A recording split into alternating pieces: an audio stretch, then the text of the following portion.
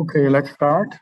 This is lecture 11 for CIS6395, the Incident Response Technology class. Just remember this homework 2 is due this Sunday midnight. And let's see. Okay. And I will finish the lecture slide on the static analysis. Then I will move on to the second part of the malware analysis, which is about dynamic analysis. So let's first finish the static analysis. So last time, just to quickly go through, last time we introduced some software tools. Usually install them on your Windows virtual machine, just to be safe, because these are all open source software. So try not to install unknown open source software on your own computer, because they may have some problem. Anyway, those are open source software you should install on your Windows virtual machine to do the experiment in this class. We introduced, we mainly analyze the Windows executable file, which is the PE file format. It's called PE file, and the PE files has this kind of structure. When we use the software to analyze those executable files on Windows, basically the file has many non-binary code parts. Like these are the header part, and some section is about the global variable, some section is about some other environment for this executable file. The actual code, the actual binary code, it exists in this .text section. So only the .text section contains the actual assembly language code for that binary program. So we mentioned that we will use CodeWrite2 and another malware as example. When you download, and those are zip files on the web course. When you download in your virtual machine, let me go to my virtual machine.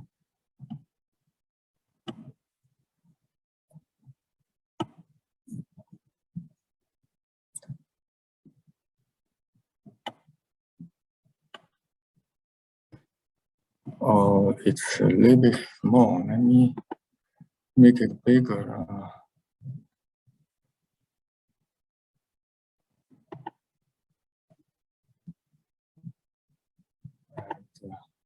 Basically change it to smaller resolution, then scale to bigger, so we can see.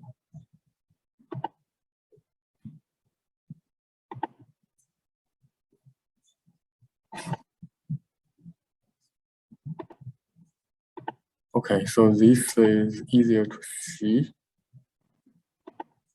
So I have downloaded the CodeWrite2 and my Doom zip. Remember last time when I mentioned that when you download, you probably need to disable Windows Defender, and especially my Doom one, because at least the Windows 10 virtual machine I'm using has the Windows Defender has the signature for my Doom worm, and it also knows that it will try this password to try to decrypt. So after the unzip successfully by the Windows Defender, it will find out that the content program has this signature, worm signature. So in order to download this zip file successfully, you have to disable the Windows Defender, especially the virus protection part. I think I didn't put on here.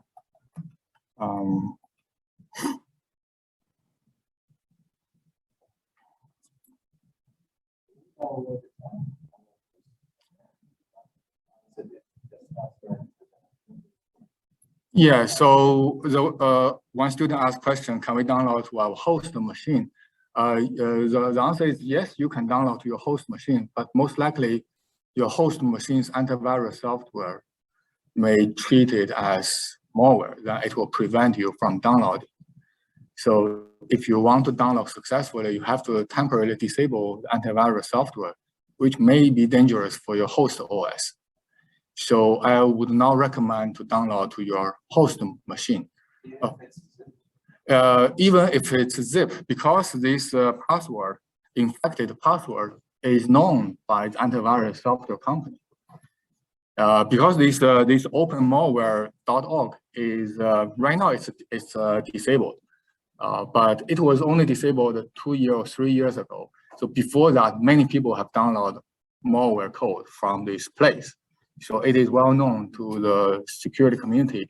So this password infected is also known to this antivirus software.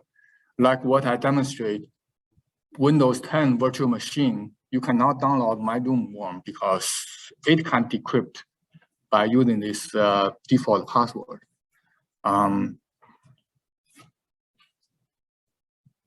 So of course, if you can download to your host OS, then you can transfer it to your virtual machine by all kinds of way.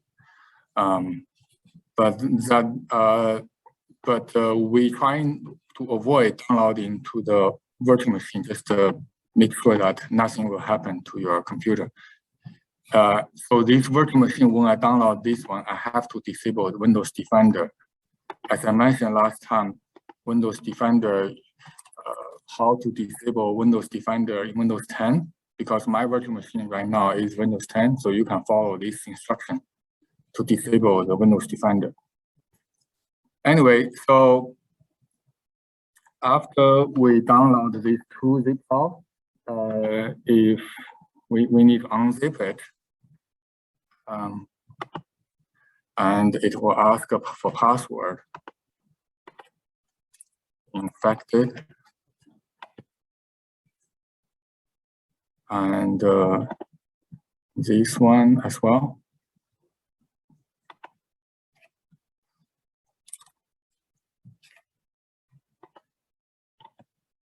So after unzip, you can see that like each of the zip file basically contain only a single file in it. It's just always called malware.exe. So basically for all the malware you can download from openware.org, it has this kind of structure.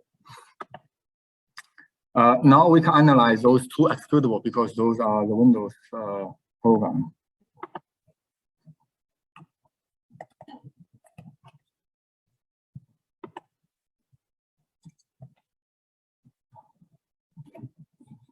So once you unzip, it has this malware.exe. In Linux machine, if you want to download them in Linux, Kali Linux, you can use this unzip -p means password to unzip that zip file.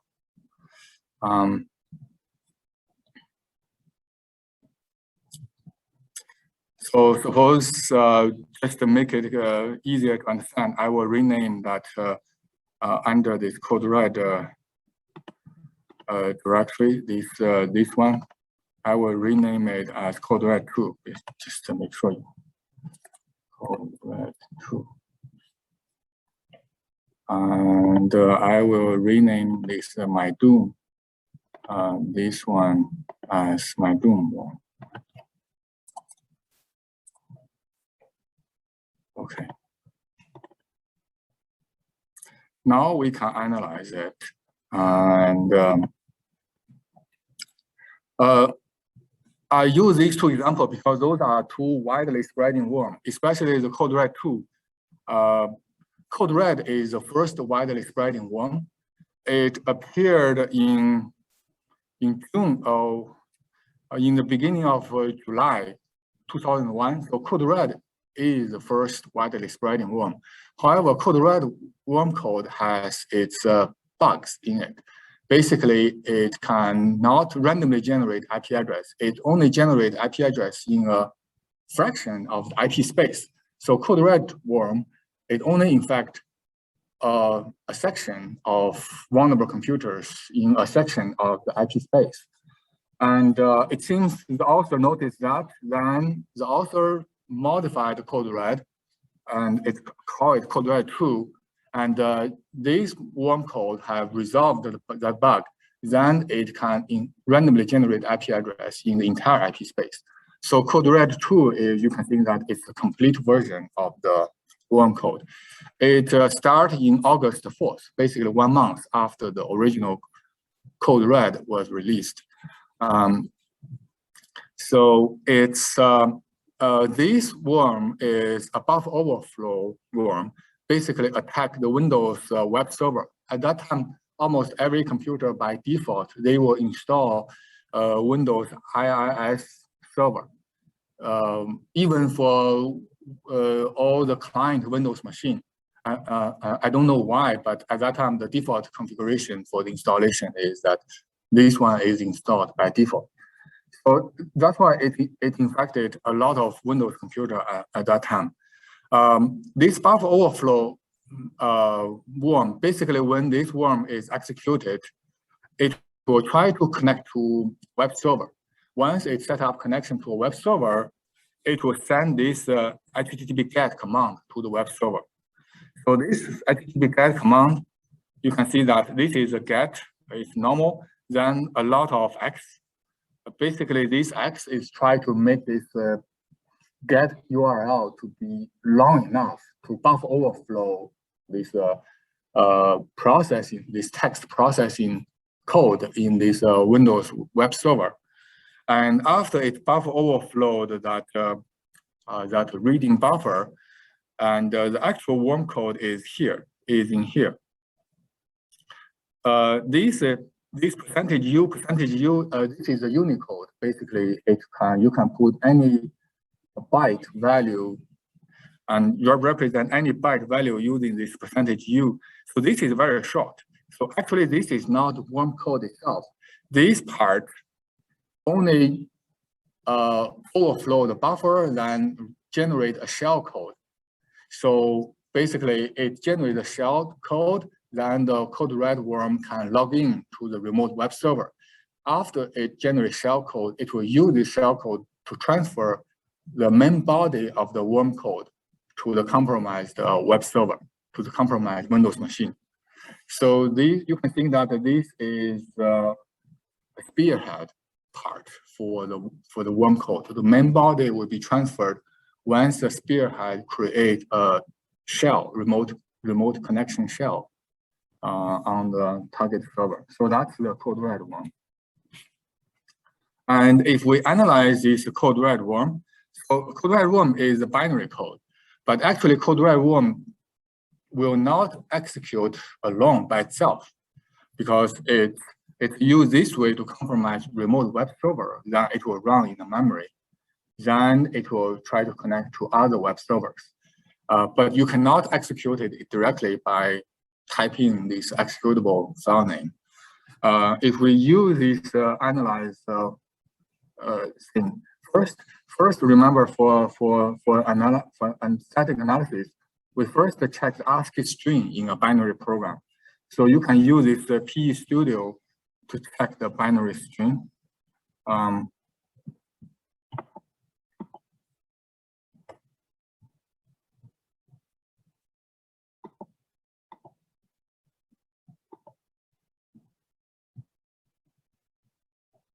Okay, I haven't, this is static analysis tools.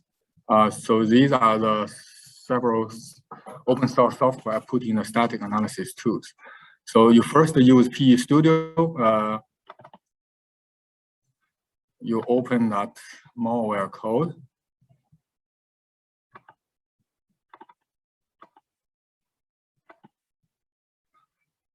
And you can see that the PE Studio actually does more than just show the string. So this function shows all the ASCII strings in the program.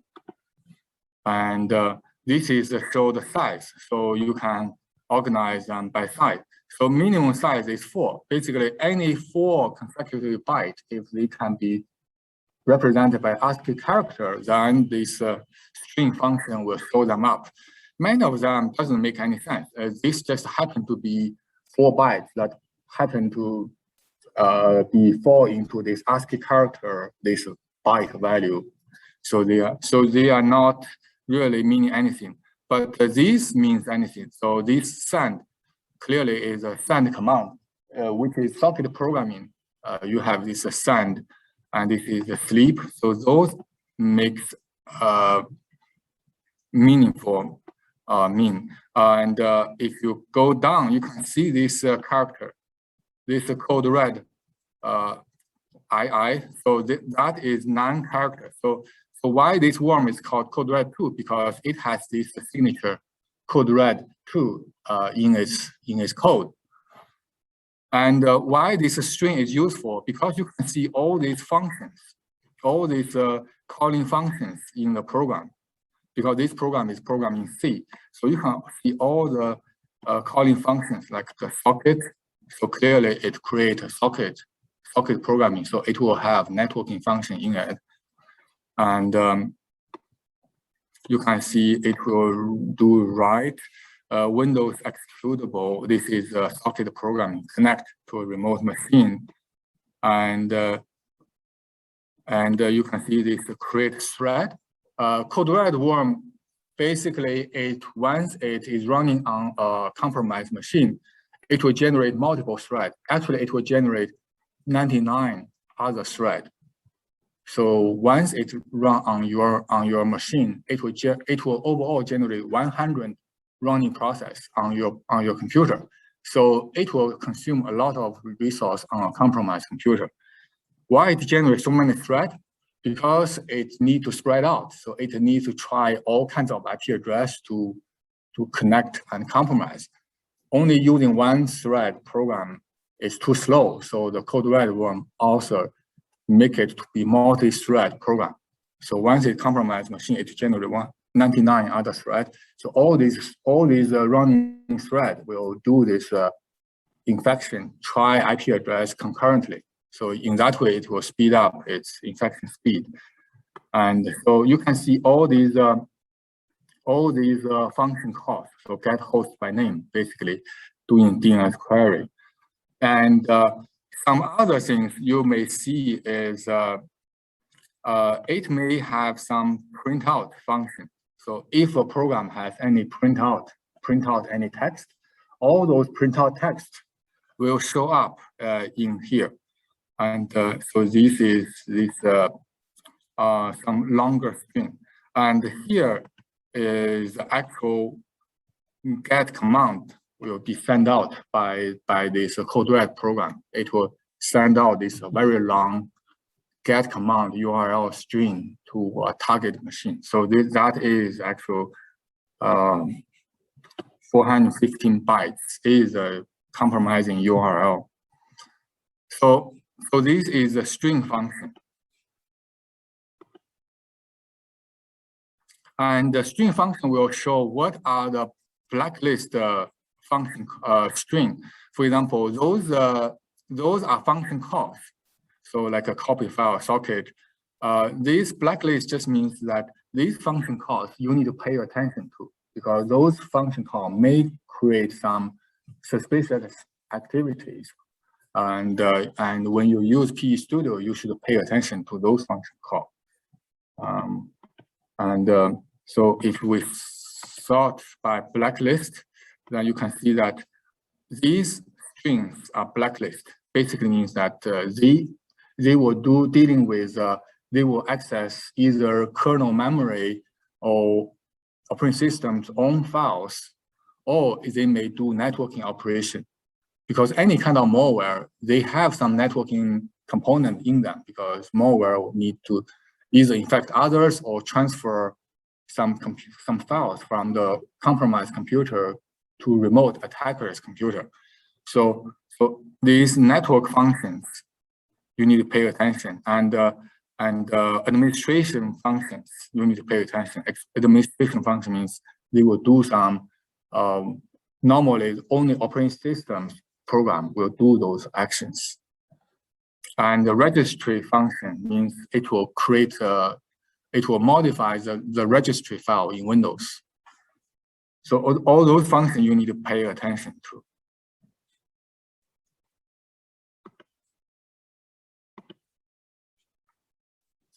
And PE Studio actually has some other function. Another function is that it will upload the program to the VirusTotal website. And VirusTotal website is right now it's still running, so you can try VirusTotal website. VirusTotal website basically is, well, if I use this virtual machine, I can connect to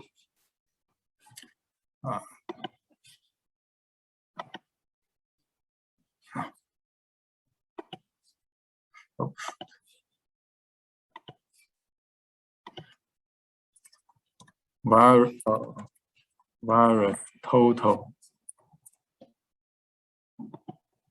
Basically, the VirusTotal website, you can upload a file. For example, I will upload that this code red file. And VirusTotal will run many antivirus detection engines and check this upload file. It will tell you whether this upload file has been detected as some malware or not. So you can see that these are the detection engines. This upload file has been detected as worm code red D, .d, because every kind of malware, they have many kind of variants. Attacker will keep pushing out modified version.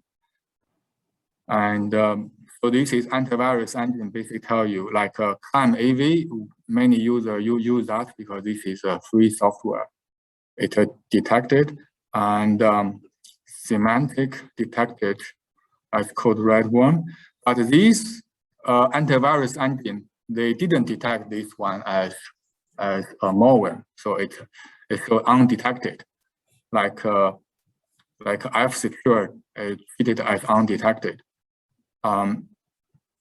Because this code red is too old, so it has been removed from some malware detection engines, so they are undetected. These antivirus engine is basically shows that unable to process a file type. So this is one thing, and this gives you the MD5 hash value for this uploaded file. So that's the VirusTotal. So this PE Studio basically will upload the file to the VirusTotal and summarize the VirusTotal detection result. It showed that for this antivirus engine, it detected as malware. For this antivirus engine, detected as clean, basically, it's not detected.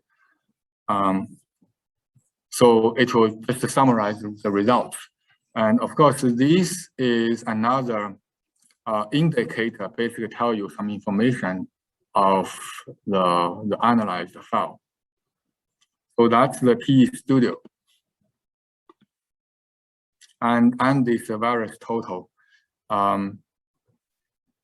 You can also analyze the file structure, like to analyze all the headers in this PE file. You can use this PE Browse Professional to analyze that. We go to the virtual machine. Let me close this PE Studio and open this PE Browse Professional.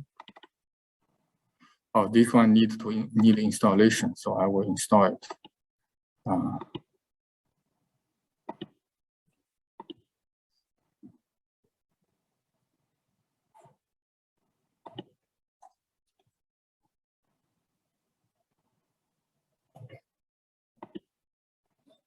Okay, so this one is installed. So we open that file.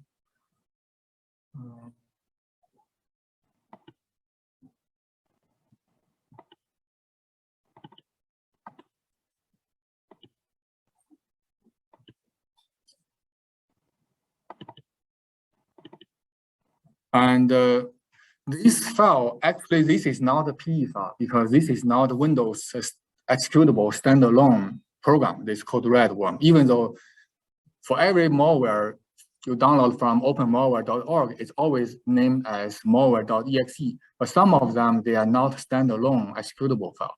Code-red is the case. It cannot execute itself. It needs to run together with the Windows web server. So for this one, we cannot see the header information. So it only shows the file image. So you can see the file image, and it's the raw data. This is the ASCII representation. This is the first is the get command, and the actual binary. This is these several bytes. Basically, these bytes is for these multiple bytes is for generate a shell code on the compromised Windows machine. Then the actual worm code is actually here. So, and once the shellcode generated, the main body will be transferred to the compromised machine. So this one, because it's not a Windows executable file, so we cannot see that much using pbrowse professional. But the MyDoom worm, we can see those information. It is in fact an HTTP request with long URL. So you can see here.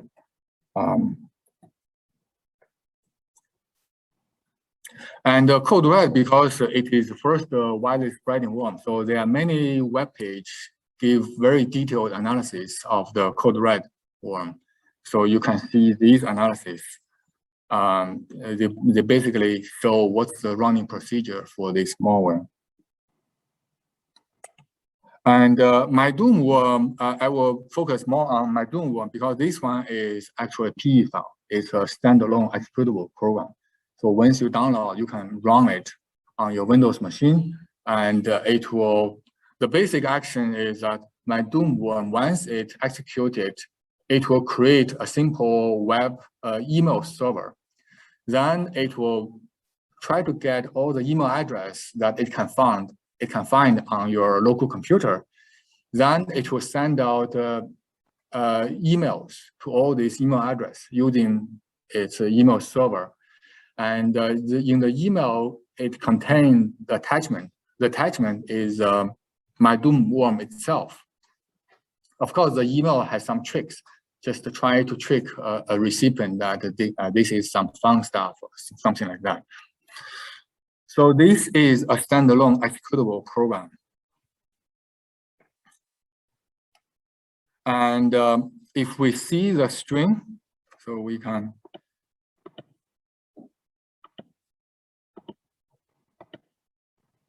if we use the PE Studio to see the string, because that's the first thing we analyze those.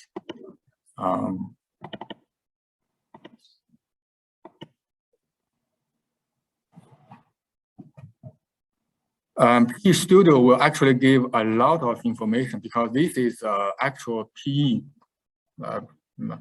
portable executable program in Windows. So it can give you like this header information, this import library DOS header. DOS header, if it has a DOS header, then means it can be executed in the DOS environment. And string, and it will, let me show the string.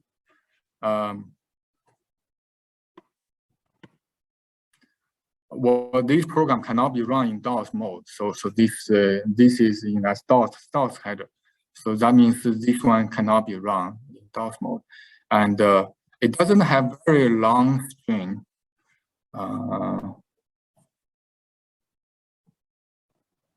Let me order by the string value. I think it should have MyDoom string in it.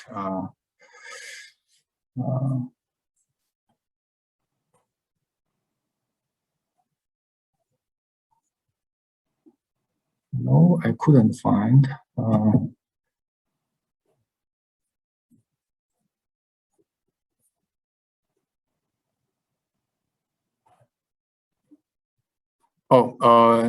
It doesn't have, because you can see it's the file header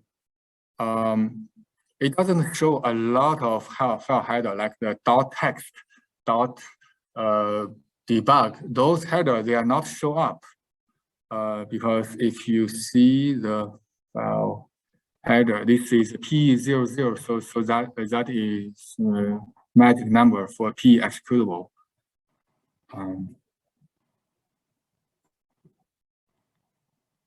And another one, this virus total basically tell you that all these detection engine detect this as my doom worm, and this detection engine didn't detect it.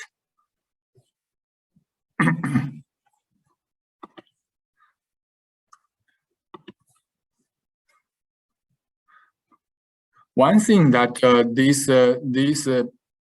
this doesn't show all the header information is because this is virus total report, is because it doesn't show up normal section headers because it is packed. So this my doom worm is not like code red. Code red one, it exists by itself, so there's no compression. My doom was on the other hand, it has used Packer to make it smaller. Doesn't show up normal section header and sections. If we use this P browse professional, because these sections doesn't show that much information. And if we use P browse professional, let me.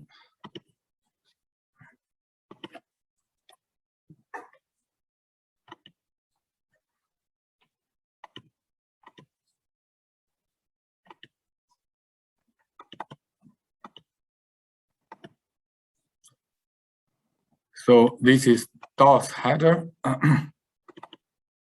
This is DOS header. DOS header, the magic number is MZ. So first 2 bytes is MZ. So that is the magic number to represent the start of the DOS header. And this program cannot be run in DOS mode. So that's the DOS header. Okay, so basically if a program has a DOS header, it doesn't mean that it can run in DOS header. It just to have some information, whether it can run in DOS or not. This file header, you can see this magic number PE00, this first 2 bytes, 50, 45, 00. So that's 4 bytes to show that this is a P executable program. Sections, it only has this .rsc section.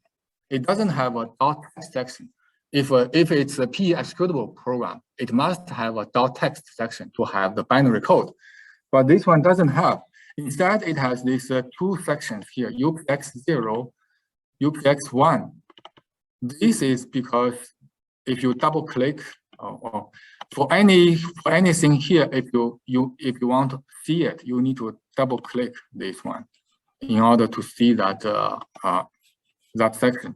This UPX0, UPX1 is because this program is packed by the UPX packer. This is a well-known packer used by a lot of malware authors.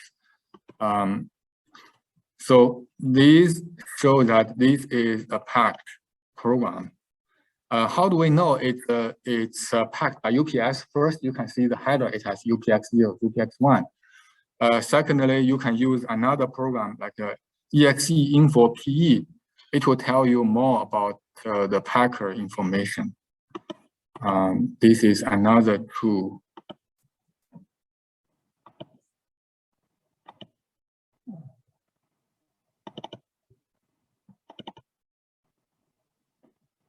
And if you open that file,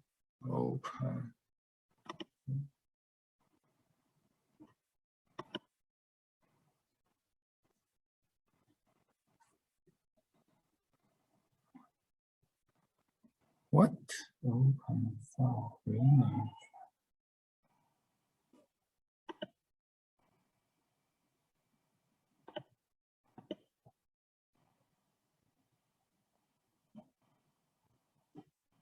Oh, open file is here.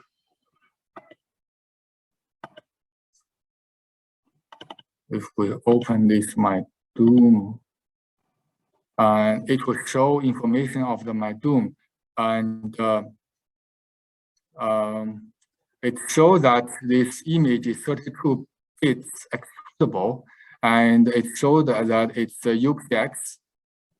It is packed by UPX, and you can use this. You can use this command unpack. You can unpack this program by using UPX exe-t and download from this place to unpack it. So this basically tell you that you need to use this to unpack first.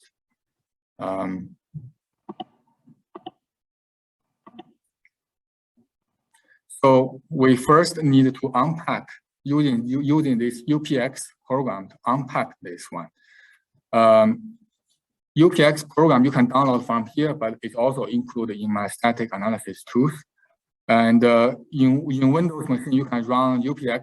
It's a command line program. It doesn't have graphical user interface. So you run it in this DOS environment in Windows. You use this basically UPX-D to depack because it can do packing and also depacking, just like a zip program. -O means the destination file name, so you can rename it using the -O command, and this is a source exe program. So let's do that on the Windows machine. This is UPX. Let me open this command line.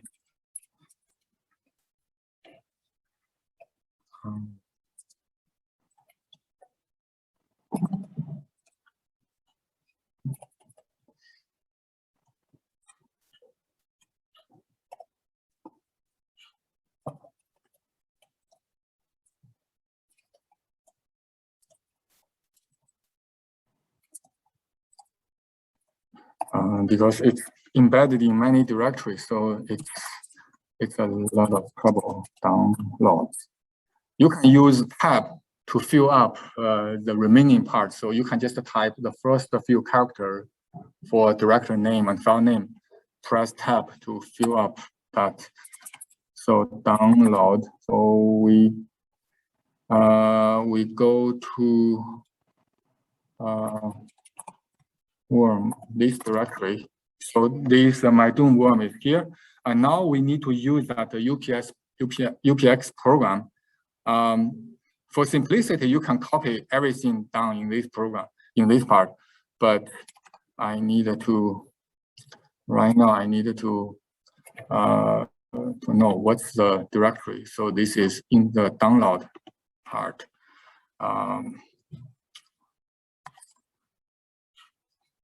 And upx.exe.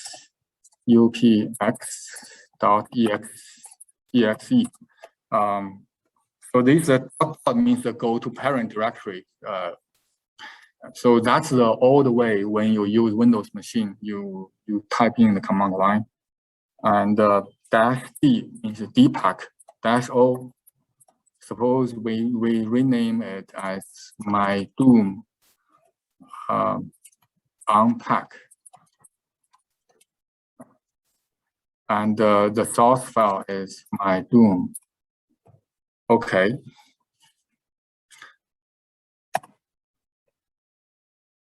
Now we have unpacked this. UPX is the ultimate packer for executable, so that's the full name. And it shows that original file, you can see original mydoom.exe is 22 kilobytes. And after unpack, it becomes 34 kilobytes. So basically, almost double the size.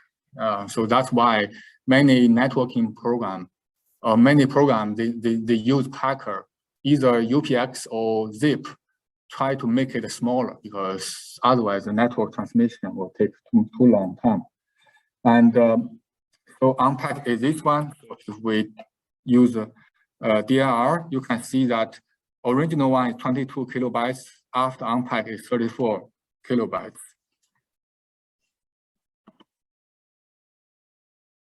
So if we run this PE professional again, we open that, we open this unpacked file.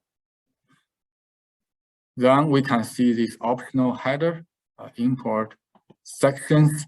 And now we can see this .text section. .text section, if you double click, we will be able to see the binary code, the actual binary code for this executable program. So this is actual disassembly language, the machine language for this my Doom worm.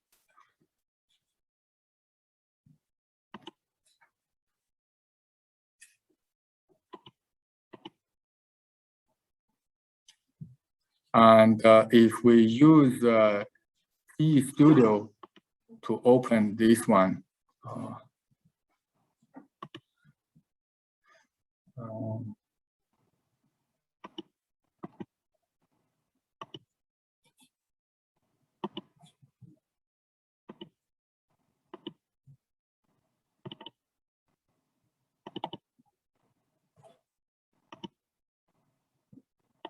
to open the unpacked, then it will have more information. Let me show you. File header and section. Well, I don't see that much difference. Okay, if you see the strings actually have a lot more than what displayed before, because right now it's a 426. If I run PE Studio again and open the original one, open this unpacked one, you can see that this string is a 366 because after unpack, many ASCII string will return back to ASCII string and will show up, especially if we see here.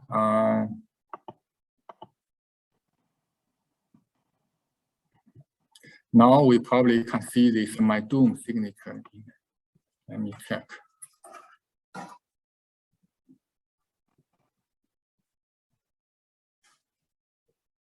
My message could not be delivered. Okay, I still don't see that my Doom keyword. So I don't know why they call it my Doom worm.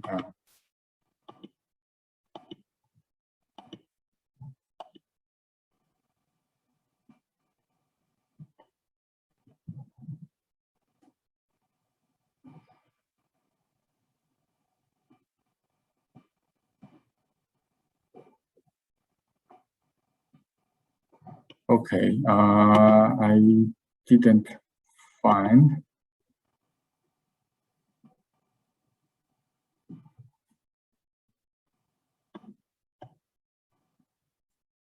So after you unpack, you can see all the original ASCII strings than this packed one.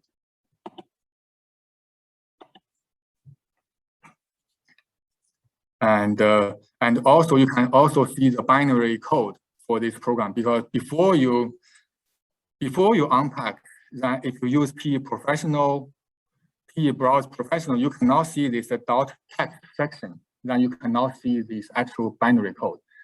So Packer has the function that it can mix up the binary code, then you will not be able to detect it based on signature-based detection method. Of course, UPX is a well-known packer. So all the antivirus software, when they find out that this program is packed by UPX, antivirus software will do the unpack automatically, try to recover it. So there is always an arms race between a secure defender and worm authors.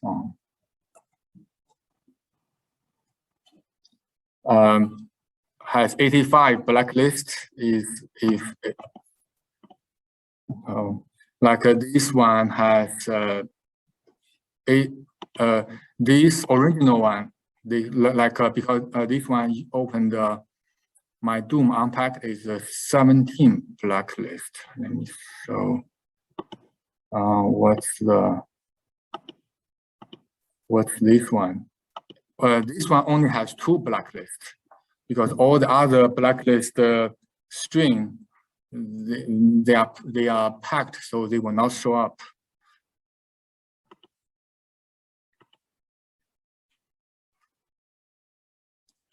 And DOS header, as I said, DOS header will have this MZ as a magic number. This file header will start with the PE, so it shows that this is Windows executable. That is the header information. And the code section is in this dot text section. So this is the first instruction when this malware is running.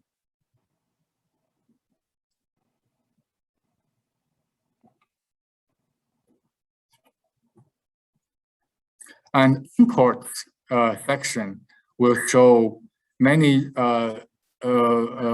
address table information, which is used by operating system. When the operating system run an executable program, it needs some table. And import also have some registry key that either the program will create or the program will try to load the value for those registration key. But here is more complicated. There could be many registration keys that it will create or it will load the value. For more information, you can go to Wikipedia page and check this portable executable, the explanation of that. So I just briefly demonstrate how you can use these tools to analyze it. Mainly, I demonstrate this PE Studio and this PE Browse Professional, because PE Browse Professional can show all the headers sections information, and you can also see the actual binary language for the executable program. So that is a PE Browse Professional. The import, and it showed for the kernel DLL, it will use these 54 items for the kernel DLL. This is a file image, basically the raw data for this executable program. So that's the PE Browse Professional. Okay, so that's the static analysis. So now we move on to this malware dynamic analysis. Oh, any questions so far?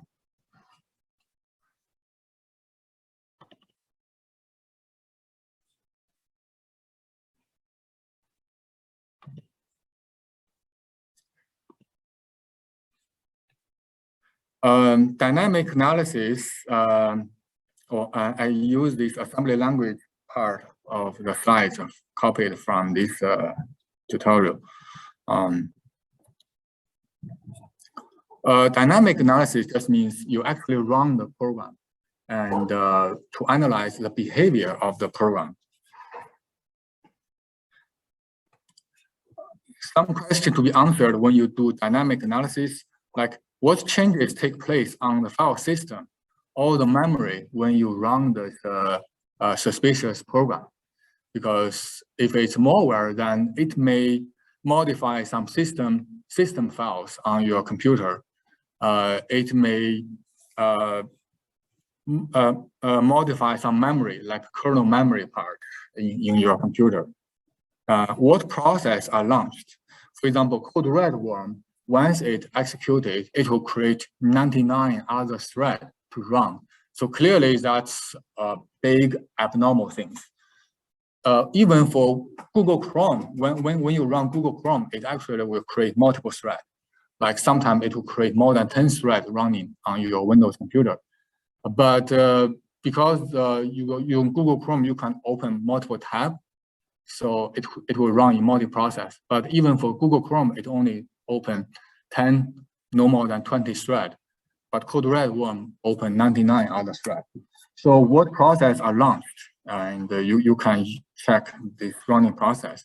And especially what kind of network service or connection will this suspicious program try to connect? for any malware program, they will always have some networking function in it. They will try to send out information. They will try to compromise other computers. So checking network connection activity is a must-have step for you to do for this dynamic analysis.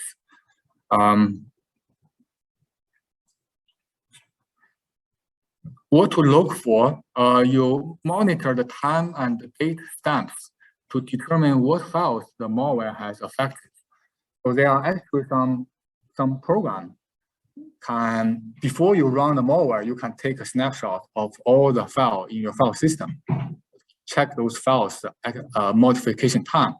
Then after you execute this suspicious program, you can still check the modification time for all your system files. Then you can compare these two snapshots and to see which files have been modified by this malware. Malware, typically, they will modify some system files. For example, some data log file. Once a malware is executed, it will try to modify those data log to erase its trace. You can run some program to intercept its system calls, especially for some harmful system call, you can intercept, and then before it do any harm, you can intercept. Perform network monitoring, such as to check its networking activity.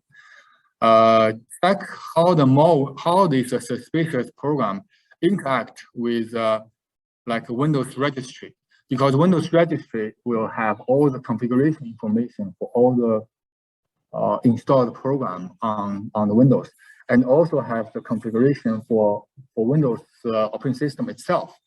So if the malware modified any registry value for example, for Windows systems, then clearly that's not, that could be abnormal activities that you should keep in mind.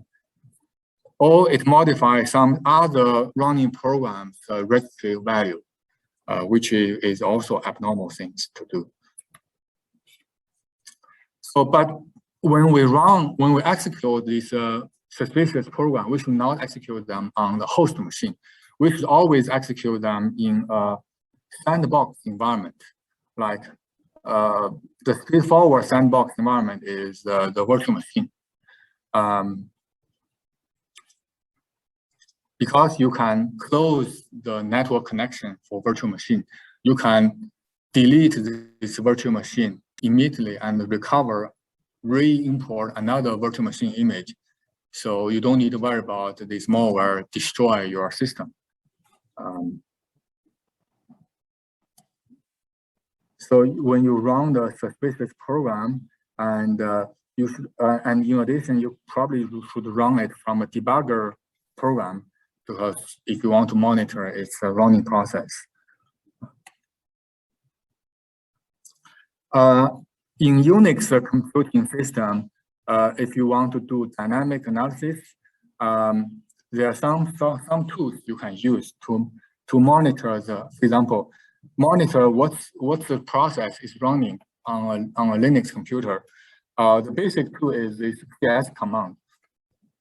CIS command is basically list all the running process in Linux computer. These are the common flag that people usually use.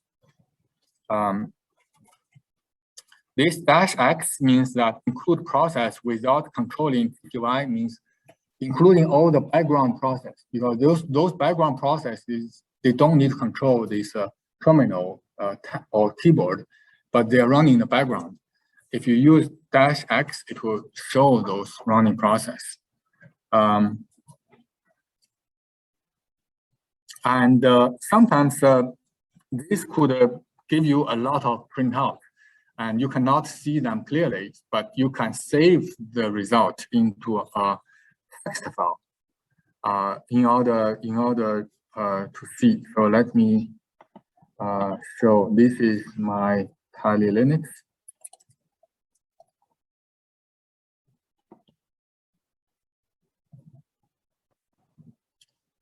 So one student asked question, does virtual memory complicate or simplify dynamic malware analysis?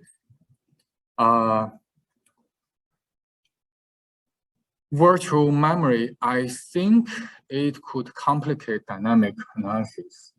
But usually the virtual memory is used if your computer doesn't have enough physical memory. So right now, this doesn't appear that much. If your computer really doesn't have that much physical memory, some running process, they will use virtual memory. But when you use those, from operating system point of view, virtual memory, the malware analysis will treat virtual memory as the physical memory. So I don't think it will complicate this malware analysis part. It's just if any program uses virtual memory, it will be much slower to run.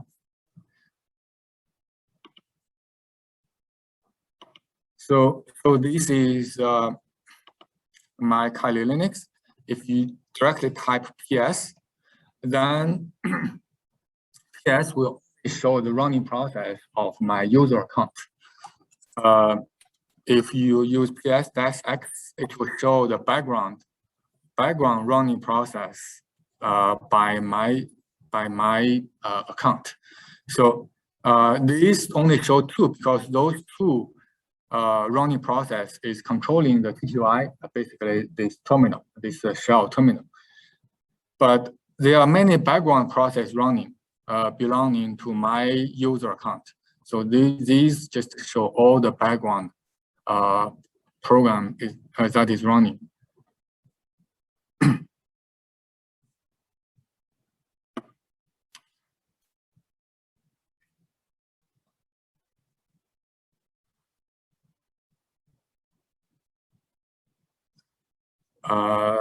What's the difference in real memory address versus virtual memory address?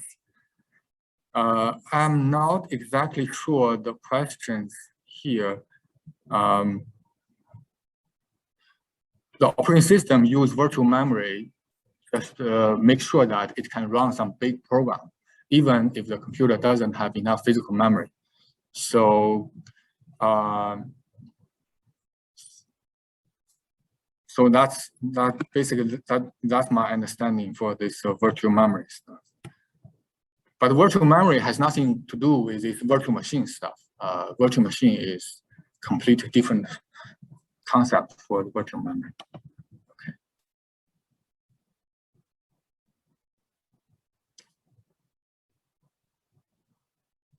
One student asked anything important we should know about homework 2 that will be due on Sunday.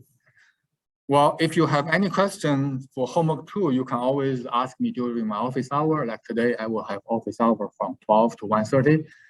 And also you can join the TA's office hour to ask the TA, or you can just email me or the TA for the question that you don't understand for the homework 2.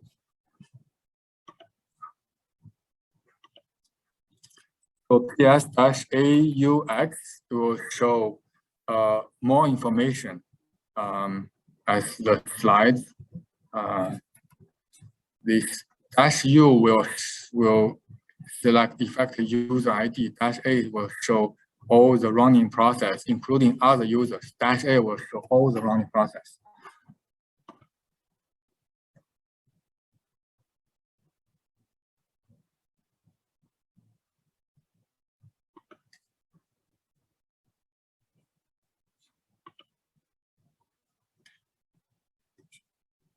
Okay,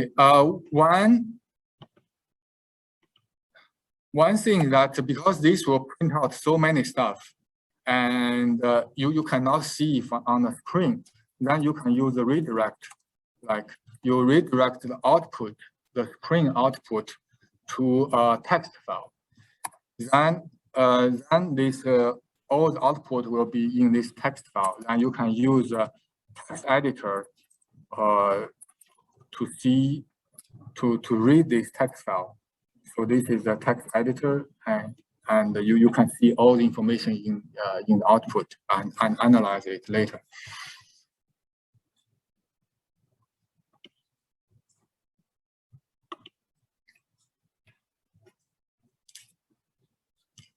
And for real malware analysis, you should capture this output to another external storage medium, because some malware, if they are advanced, they could try to change the system files or erase our system files.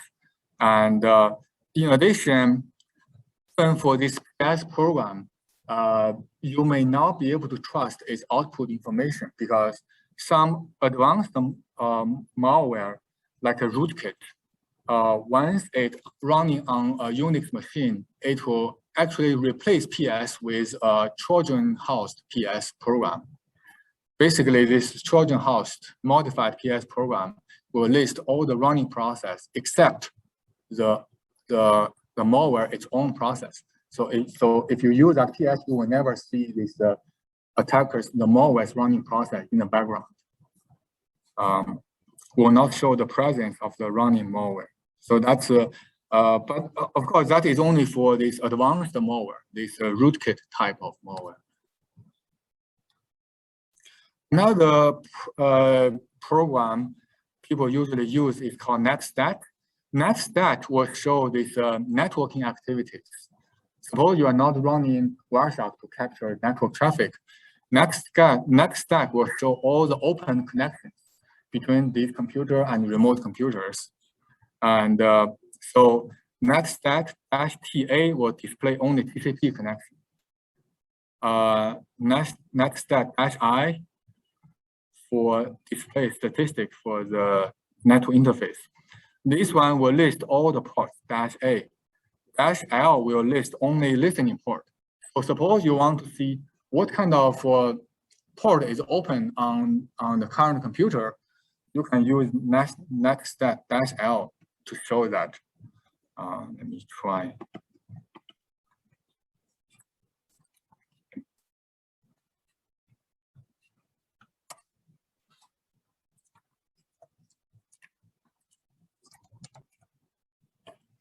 You can see NetStat-L will list only listening port. So there are many listening port here. These are for stream, basically UDP. The path is the temp.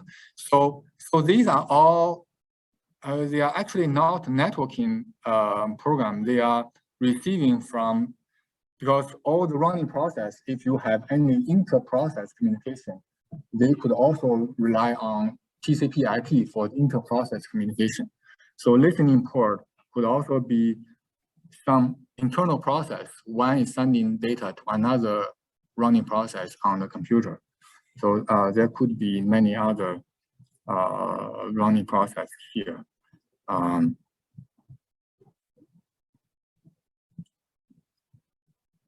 This one shows SSH running process. So it's SSH is run. And if you want to know more about NetStat, you can go to these two online to see. If we want to display TCP connection, you use -TA.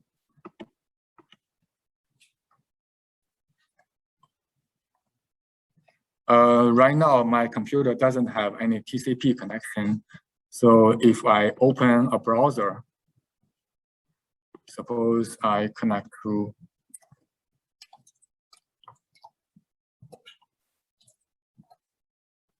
my home page, and if I use a NetStat-TA, then you can see that these are current TCP connections between local address, because my computer has IP address 2.4. So this is local port. This is the foreign address. And so basically this HTTP is the web server I'm connecting. This is HTTPS. I think this is connected by the Firefox itself. It's not belonging to the opening tab in the Firefox browser. and these TCP connections, they are established. So you can use this one to see what's the ongoing TCP connections. If a malware is running and set up connection to send some data to outside, then you can use this to find out that there is ongoing TCP connection to some unknown place.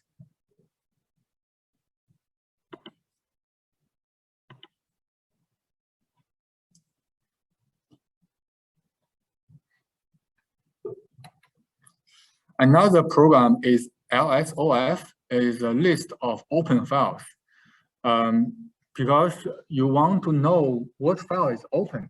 Because if a program running is a malware, it will open some system file to make some modification, like modify the data log file, and may open some system configuration file to read the data from those system configuration files.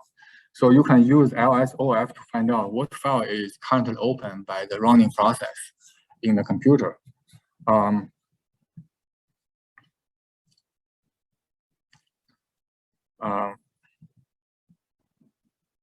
LSOF-U, then you can show only about one user. If we don't add LSOF, well, LSOF, if we don't add any option, it will list too many information.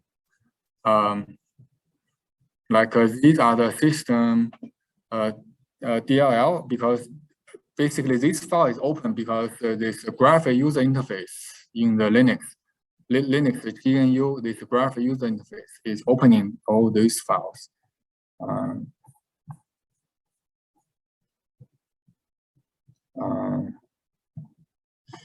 So we need to add some command to see this one only on a specific port or range. So let's use this one, LSOF-I TCP.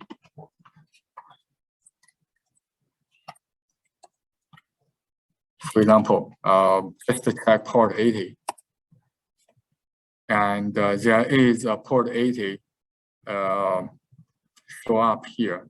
So basically that is my web browser connecting to the CS web server. So this is also treated as open file. So basically for TCP, for network packet socket programming, every socket is also treated as a file handler as well. So this one can show a lot of information. If we don't specify the port number, just -ITCP, just for all the TCP connection, it will show that what has been going on.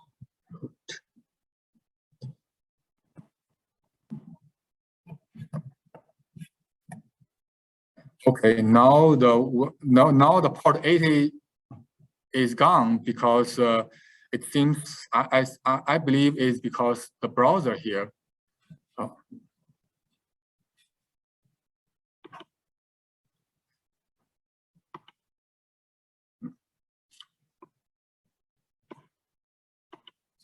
It's because even though the browser has been idle for some time, and if there is no activity from a client to a web server, the web server will eventually time out.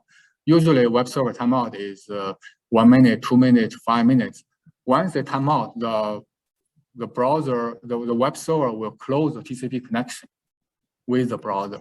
So that's why here we still have this ongoing TCP connection, but now there is no ongoing TCP connection on port 80 anymore because that connection has been timed out and closed by the web server. I see that this is empty. These are all the TCP activities that we can see, and you can use the UDP to see if there is any UDP activities.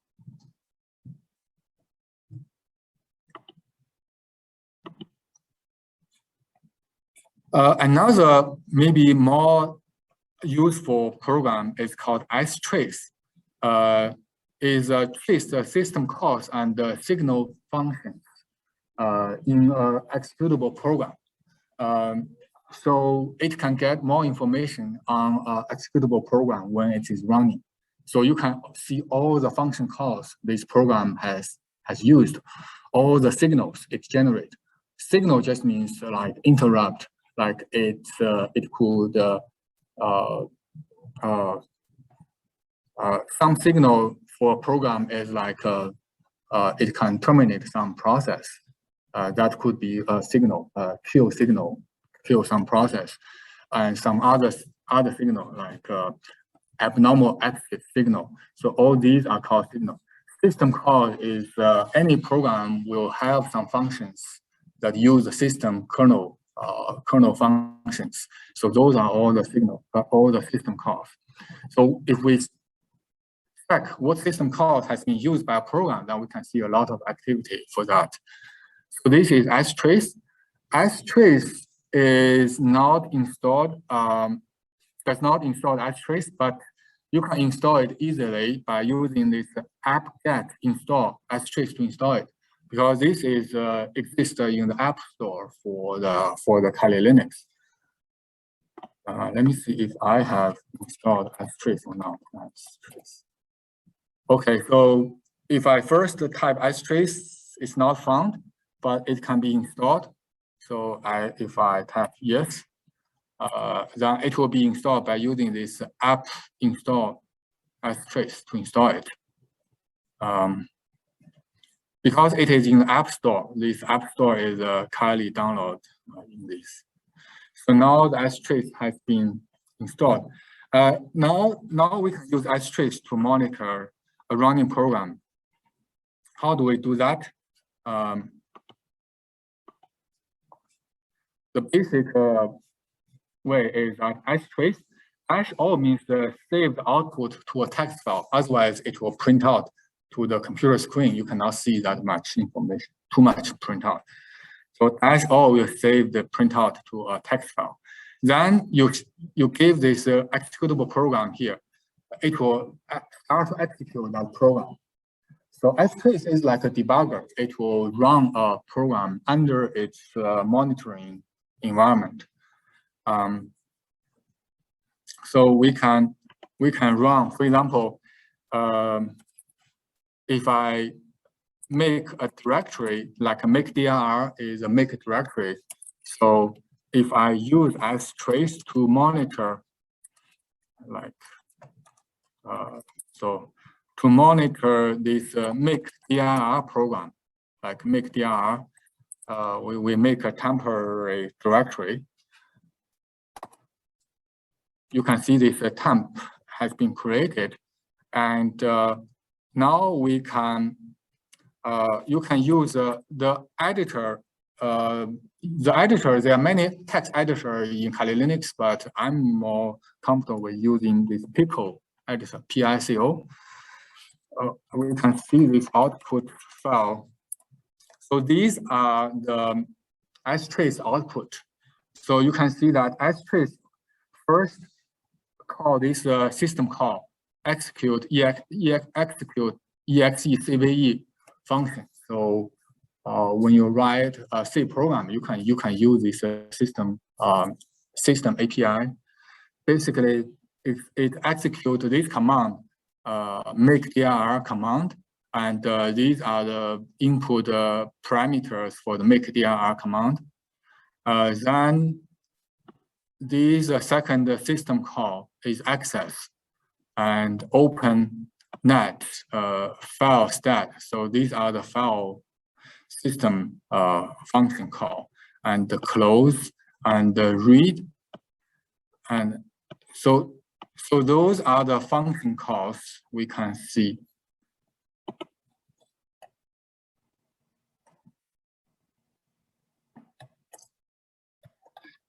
And you can see this exit. So that's the last system call.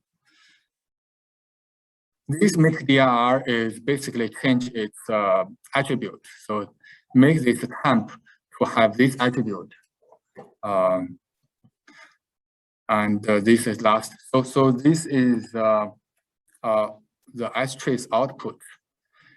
After you have that, you can analyze this output to see what kind of system call this program has used, like whether this has used some networking system call or some file modifying system call, or to see some file operation system call, whether they have access to some kernels file like etc, like all the files under etc directory.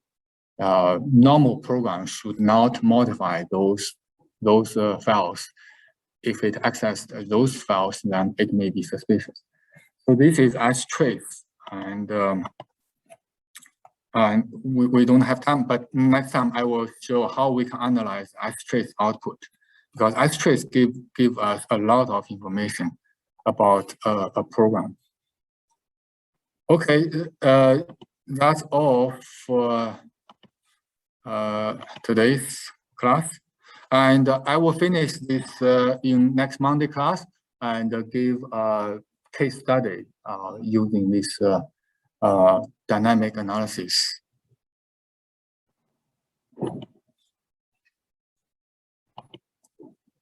Okay, that's all for today's class. Thank you. Thank you. Thank you. Bye.